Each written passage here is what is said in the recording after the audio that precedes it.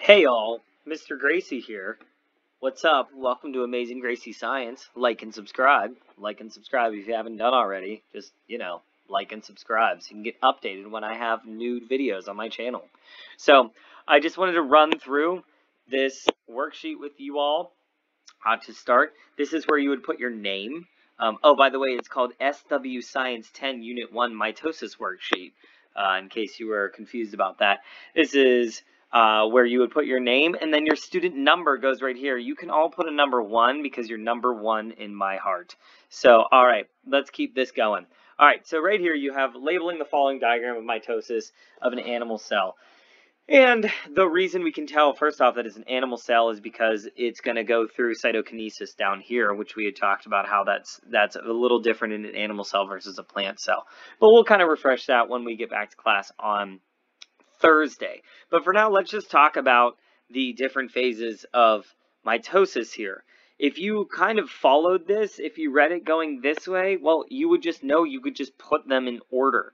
So obviously we had used that anagram, IPMAT. Really, PMAT was our mitosis, but the I was part of something that your cells are spending most of their time in, and that would be interphase, right? So interphase has those different phases, G1, S1, and G2, which we will talk a little bit more about when I get back. But remember, your cells spend like 90% of their time in interphase because they're not dividing all the time. There's no reason to divide all the time. But when they do finally get to division, they get to interphase. And remember, that chromatin becomes like the spaghetti in the nucleus. You know, that's a spicy meatball. So the DNA, the chromatin, looks a lot like spaghetti. So we get into the next, or the very first phase of mitosis, which would be the letter P, would stand for prophase, right here, okay?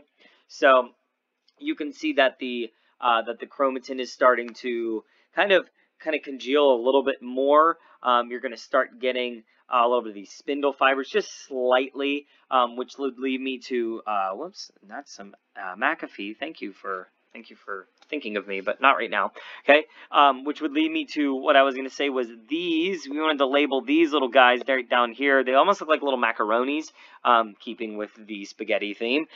These were your centrioles, okay? So those are your centrioles. Please forgive my handwriting on here.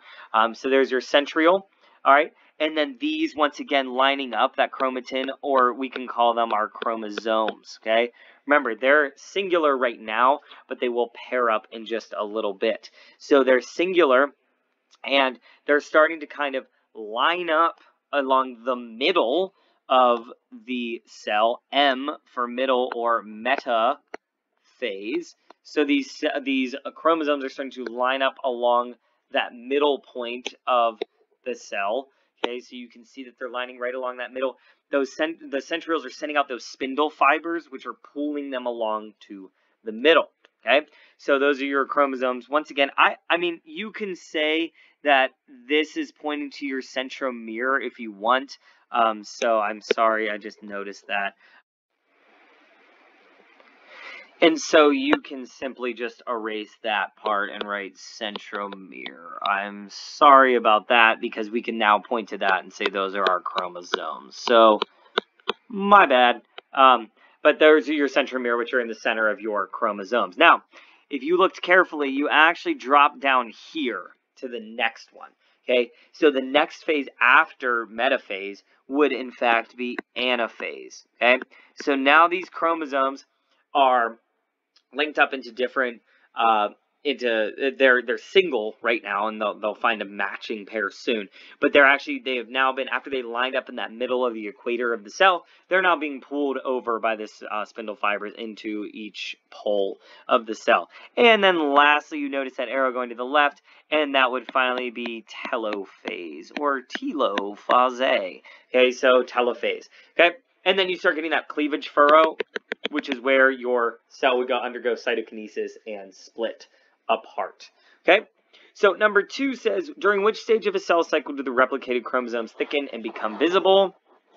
Let's see.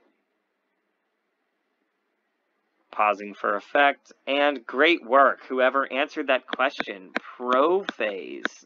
So proud of you. Okay, let's do the next one, number 3. Let's see, you guys can shout it out. I was kind of Dora the Explorer it, even though you can't see my face.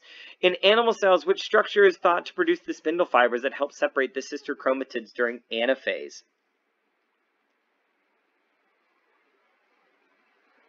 Great!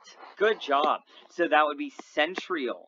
Okay, remember, the spindle fibers come out of the centrioles, which are down here. I know we have a lot of words that start with C. Centriole, centromere, chromosome, chromatid, chromatin. And you're like, how could I possibly be expected to know all of this? I know. But guess what? Just got to know it. Okay, you just got to learn it. Just got to practice, got to practice, got to practice. All right, number 4. Is this structure found in plant cells? That's a big old no. Okay, not sure if any of you actually knew that, but they are not found in plant cells. All right, moving over to the next page. Number 5. The drawing below is made from a photograph, which is showing a cell undergoing mitosis. Based on the drawing, in what stage of mitosis must the cell have been in? Well, if you notice, these almost look like they're getting pulled. Okay, notice the chromatin's almost getting pulled, so you can pop up here to take a look, and you're like, which one would it maybe be getting pulled in and maybe kind of moving to opposite directions? And if you answered, actually, let's see if you answer one. Let's hear it. Awesome. Well done. That would be anaphase. Great work, whoever answered that question. Couldn't be more proud of you. All right, number 6. The drawings of A through E show stages of mitosis in a plant cell. Okay, which drawings A through E shows? So just you would just write the corresponding letter. So when is DNA replicated? All right, that would be letter C. That's showing interphase. Okay, so that'd be an interphase. That's DNA being replicated. Number 2, prophase, chromosomes. 2 sister chromatids shorten. Where would we be seeing prophase? Well, that would be letter P. And you can tell because they start to shorten just a little bit. You can start seeing these centromeres appearing. I know it's hard to see, but I'll zoom in a little bit for you. You can start seeing those centromeres right here. Okay, right here starting to form. They're still just looking a little bit like spaghetti, little spicy meatball right there during interphase. But prophase, they're going to start looking a little bit shorter. So our next step would be metaphase. So this is when these chromosomes would line up in the middle. So you just simply find the chromosomes that line up in the middle, and there you go. It's letter E. Okay, so letter E would be in the middle. Number 4 is anaphase. This is when the sister chromatids separate or pull apart. That would simply be letter A, because it also mirrors very similar to this one right here. You can see these chromosomes are being pulled by those spindle fibers, pulling across to the opposite parts of the cell. And finally, or not finally, but number 5, telophase, which the new nucleus forms at each end. That would be letter D. And kind of finally, because they sneaked in cytokinesis here, which would also be just letter D, because they kind of jumped between those pictures to make letter D be both telophase and cytokinesis. All right, letter B on this sheet says, give 2 processes which occur during interphase and which are necessary for nuclear division to take place. Okay, well, growth and or reproduction of the cell, and then you want to repair. You can repair other things, other, cells, etc. / replace, or even replicate is another way. DNA. Okay, so a lot of R's. Okay, growth, reproduction, repair, replace, replication, all of these things. So those are 2 processes which occur during interphase, and they're necessary for nuclear division to take place. All right. So number 7, we're actually going to take a look at this super, super cool thing on Thursday. Some of you might not think it's super cool. False. I know all of you think it's super cool. But we're actually going to get a chance and an opportunity to look at cells under a microscope that are undergoing cell division. They're frozen in cell division, but it's really neat to see some cells in the nucleus, or while the nucleus dividing, or the chromatin, or the cells. You can see them, and it's really fascinating. So this this little worksheet helps to replicate or kind of show an example of what we're going to be looking at with that. And let's just get it going. So interphase. Let's hear all of the numbers that you guys have for interphase, and go.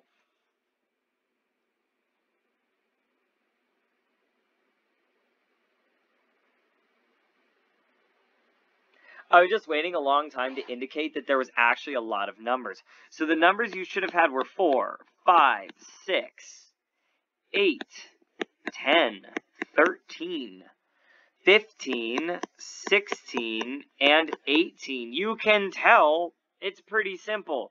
Take a look at interphase. What's happening during interphase most of the time? Wow. It's pretty much nothing's happening. It's just hanging out, business as usual. Because guess what? Again, your cells are primarily in interphase, like all of the time. Okay, so they're in interphase a lot of the time. All right. The next one would be prophase. Prophase, and tell me the numbers that you would put for prophase, and go.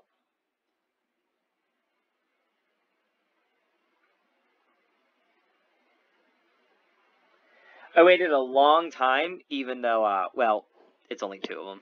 2 and 14, okay? Numbers 2 and 14. And you can see, because pretty much number 14, number 2, it's just chromosomes are starting to lengthen. They're starting to become, you know, they're starting to loosen up, lengthen a little bit, or shorten, excuse me, just a little bit before we get into our next one, which is metaphase. And remember, metaphase is going to be where they line up along the middle. So that would be numbers...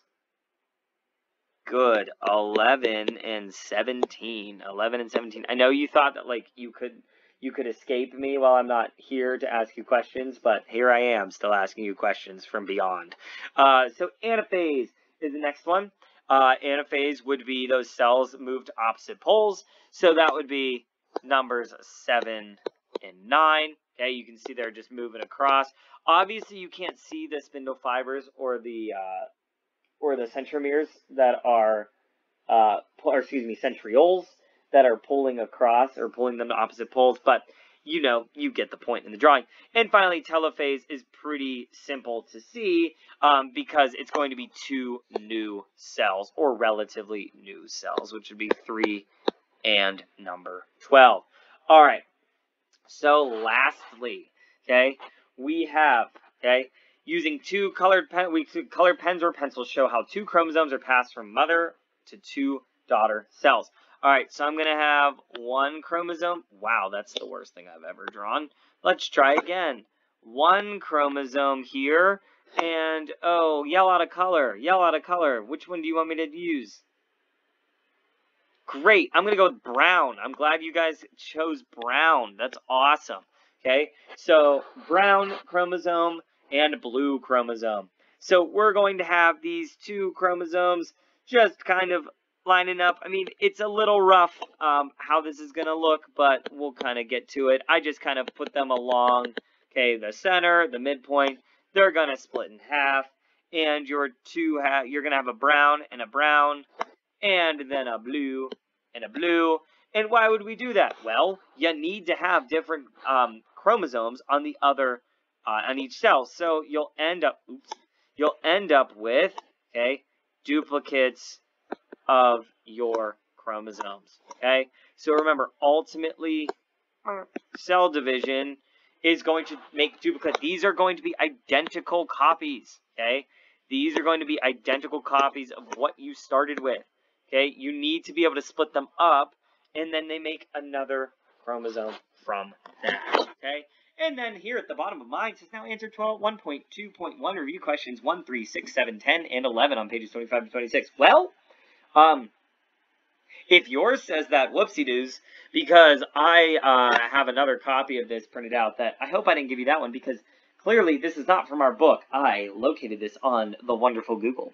So, that all being said, the rest of your assignment today, it goes without saying, but I'll say it anyway, that number 9 you did not need to do if you had that. So sorry for any confusion or stress or crying. Lastly, the thing you need to do the rest of class today, which you're going to work on, is making a mitosis flip book. You're going to see on the Google Classroom, there's a quick video of what an example of a flip book. But I gave the substitute the directions for the flip book, as well as just some general information about how to use it. You guys just don't overthink this. I know it's weird and scary, but don't overthink it. Use your textbook, use your notes, okay? And have fun making the flip book. That's going to be due on Thursday whenever I have you all again. I will see you I'll be back on Tuesday, so I'll see you on Tuesday. Sorry, I'm up in space right now. But I'll be back on Tuesday as long as we land safely. And until then, like and subscribe to that amazing Gracie Science, and I'll see y'all later. Catch you on the flippity flip. Bye!